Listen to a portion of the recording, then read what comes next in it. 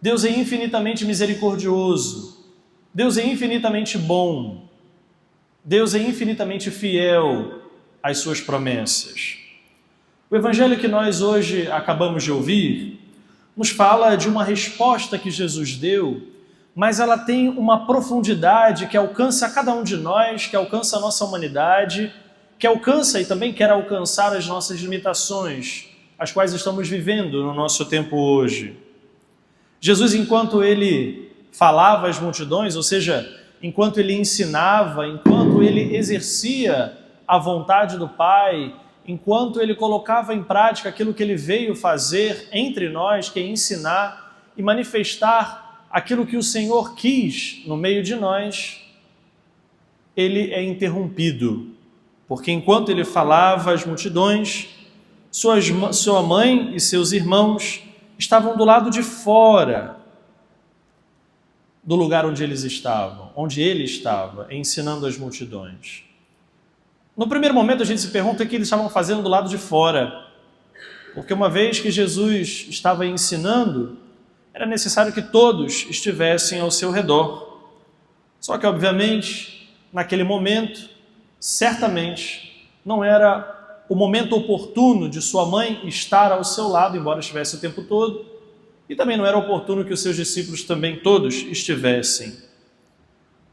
Porém, o fato de Jesus estar sozinho, entre aspas, ao redor daquelas multidões, ensinando aquelas multidões, de alguma maneira causou um incômodo às pessoas. Por que hoje você não está com a sua mãe? Por que hoje você não está com os seus discípulos? Por que você não está hoje rodeado dos seus apóstolos? Por que hoje você aqui está ensinando e não está com a sua mãe ao seu lado? Obviamente, eles tinham mais o que fazer, né? Não que Jesus não tivesse importância nas suas vidas, mas Maria estava ocupada com outra coisa.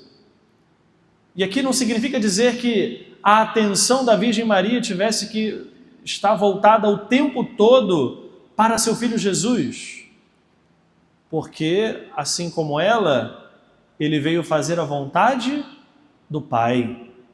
A mãe, quando acompanha os seus filhos, ela tem uma preocupação.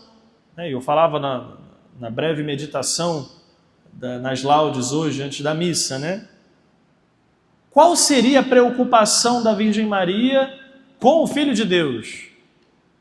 A gente pode responder sem nenhum medo. Qual é a preocupação da Virgem Maria com relação ao Filho de Deus? Qual é? Nenhuma. Nenhuma. Nenhuma. Porque ela sabia para aquilo que ela foi chamada. E sabia também o que esperar daquele que ela gerou no seu ventre.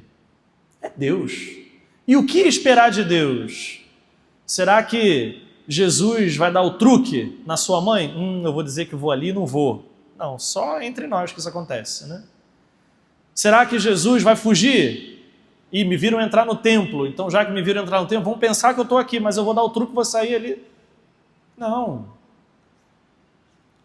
Ela sabia onde ele tinha que estar. Os discípulos também sabiam onde Jesus tinha que estar. Maria sabia aquilo sobre o qual Jesus estava falando.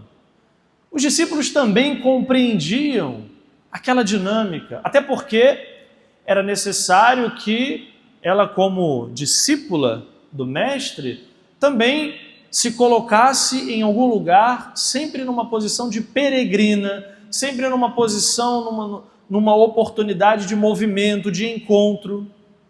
A mesma coisa os discípulos.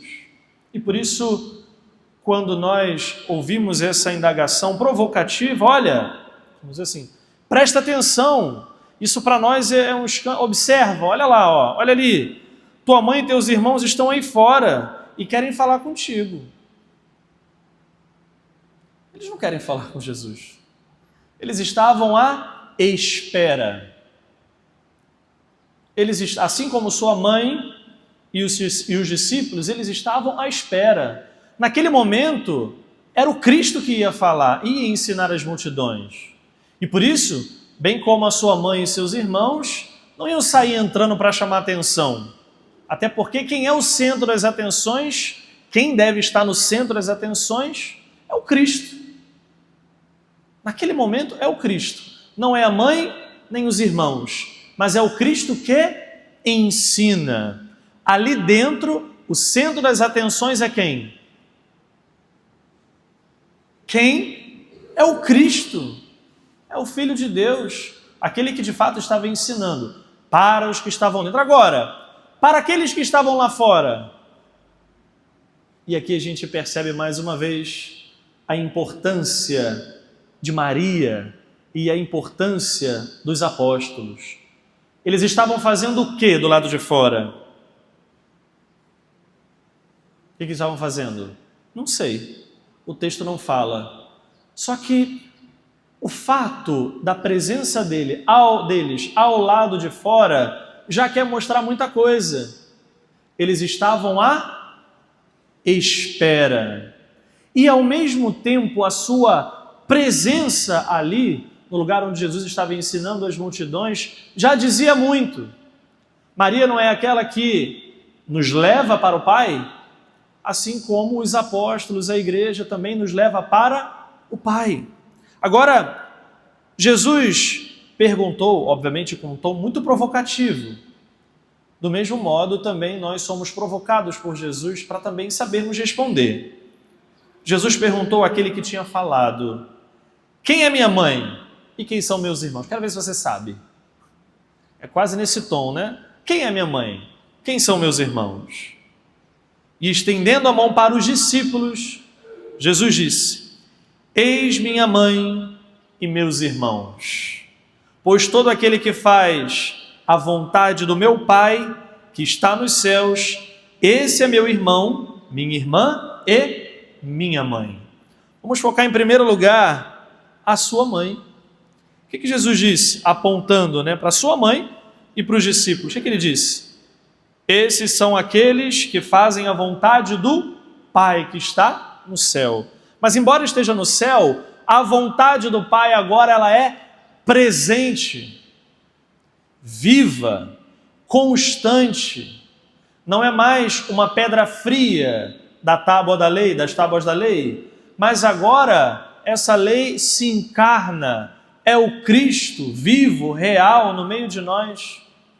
Aqueles ensinamentos não estavam mais em livros, na teoria ou na tradição, mas tudo estava no Cristo, palavra eterna do Pai. E Jesus então aponta dizendo que todo aquele que faz a vontade do meu Pai, esse é meu irmão, minha irmã e minha mãe. Focando mais uma vez na Virgem Maria, não era aquela que foi visitada pelo anjo, não é aquela que, dentre todas, foi escolhida para ser a mãe do Salvador, aquela pela qual os seus pais, embora estivessem uma enfermidade, não poder, já de idade avançada, poder gerar filhos, mas o Senhor os visitou, a misericórdia do Senhor os visitou. Para quê? Para que a vontade de Deus já acontecesse ali. A vontade do Pai já acontecesse ali.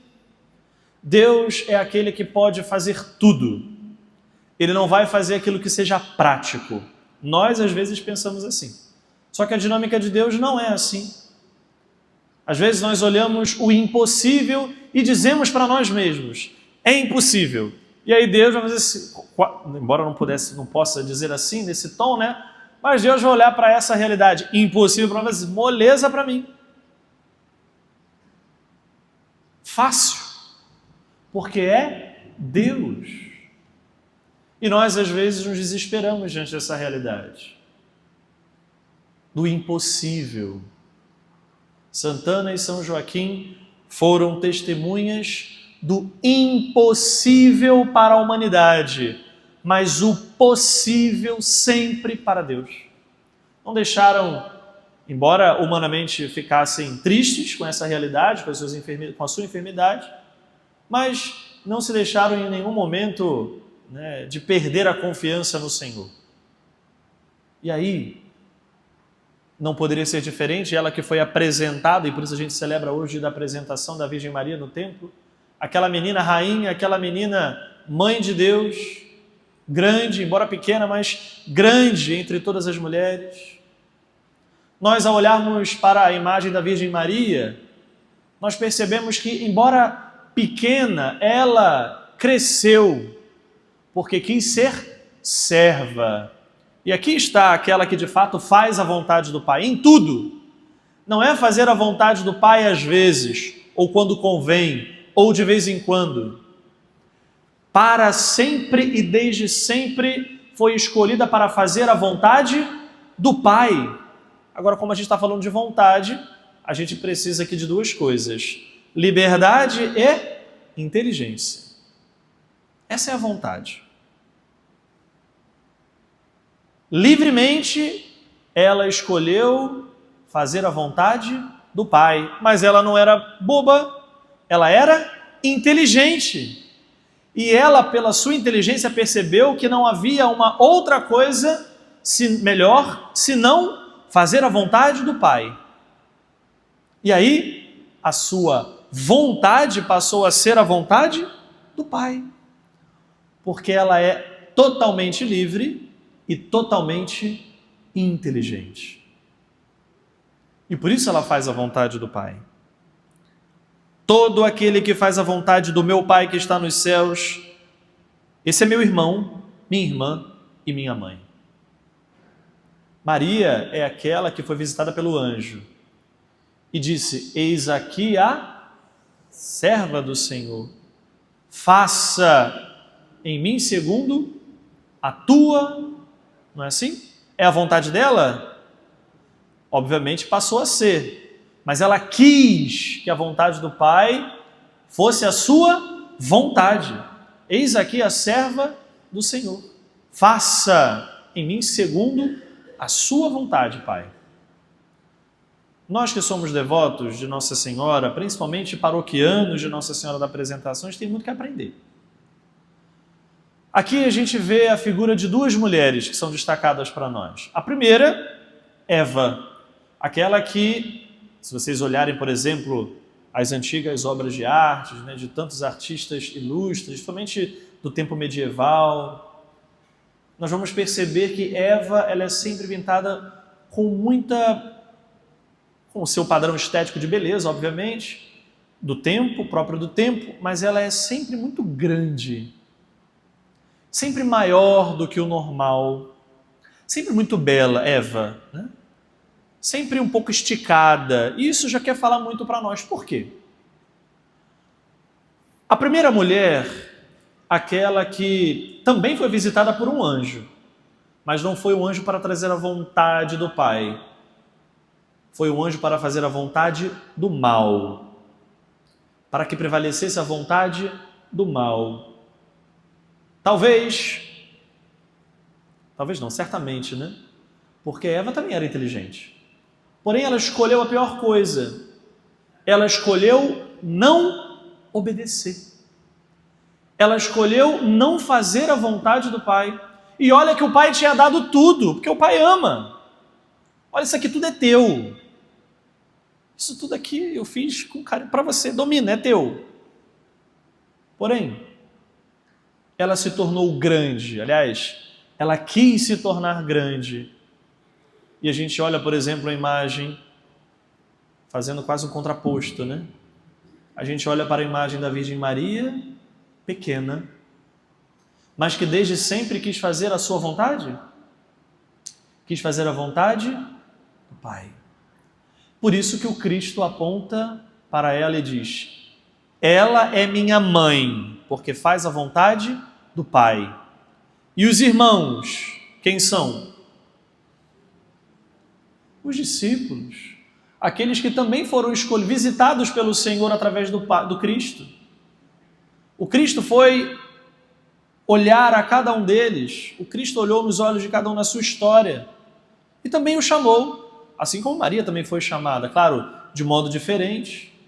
Ela para ser a mãe do Salvador e os apóstolos para colaborarem com a igreja na edificação do reino de Deus e ao mesmo tempo da salvação de toda a humanidade. Essa é a missão dos irmãos de Jesus. E aqui, já que a gente está falando do Pai que está no céu, a mãe de Deus, o Filho, que também é Deus, mas agora também os irmãos. Isso significa uma família. A família de Deus. Jesus está querendo dizer isso para nós do Evangelho, viu? A família de Deus é aquela que faz a vontade do Pai. Essa é a família de Deus. Nós, enquanto igreja, também somos a família de Deus. Agora, é necessário que nós façamos uma escolha com a nossa inteligência e com o grande dom que Deus nos deu, a nossa liberdade. Assim como Maria, possamos responder como ela: eis aqui a serva. Isso significa que o servo é chamado a servir. Nós possamos, ao ouvir essas palavras, queridos, meditar no nosso coração o quanto essa pequena menina, mas grande diante de Deus, tem a nos ensinar. Louvado seja nosso Senhor Jesus Cristo.